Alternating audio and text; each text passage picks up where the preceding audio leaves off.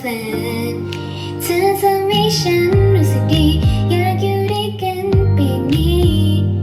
อยากพบเธอไปติดตัวโดยทุกทีเลยอยู่ใกล้เธอแล้วมันอุ่นจนไม่อยากไปไหนไม่รู้ว่าเธอเป็นใครคนหรือไมโครเวฟอุ่นใจไม่เคยจะมาเธอเป็นน้ำมันโปรดที่ฉันไม่เคยเบื่อสักวันอยากอยู่ใกล้ๆปีนั้นแต่ก็ยังไม่อุ่นเท่าตอนที่อยู่กับเธอคืนนี้จะแก้ไม่มีผ้าห่มผ้าแจกได้เจอบางครั้งก็หนาวเกินไปทำให้ฉันตาผ้าเบลอที่ฉันกอดทุกวันไม่ใช่คนแต่ว่าเป็นไมโครเวฟ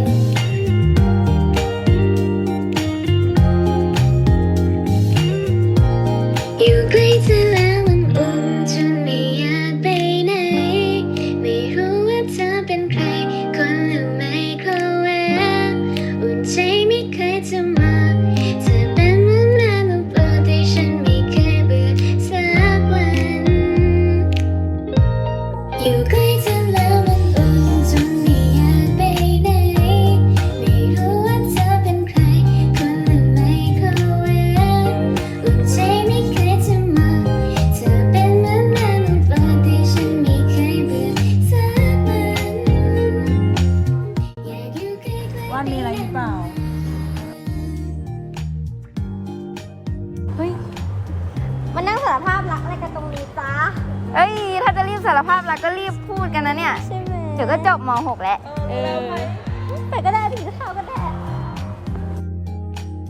อยากอยู่ใกล้ๆไปนาน สรุปโอปอคิดไงกับเราอ่ะ ก็เราชอบว่านไง ๆอยู่ใกล้เธอแล้วมันอุ่นจนไม่อยากไปไหนไม่รู้ว่าเธอเป็นใครคนหรือไมโครเวฟ มาตั้งนานไปเลี้ยงตีน้อยเลี้ยง ที่ฉันไม่เคยเบื่อสักวัน ให้พวกมึงไปหาว่านก่อนนะ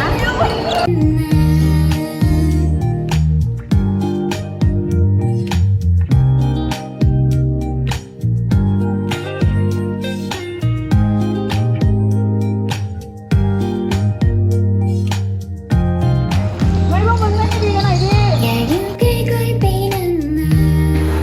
ไม่เป็นไรนะว่า งั้นใครดึง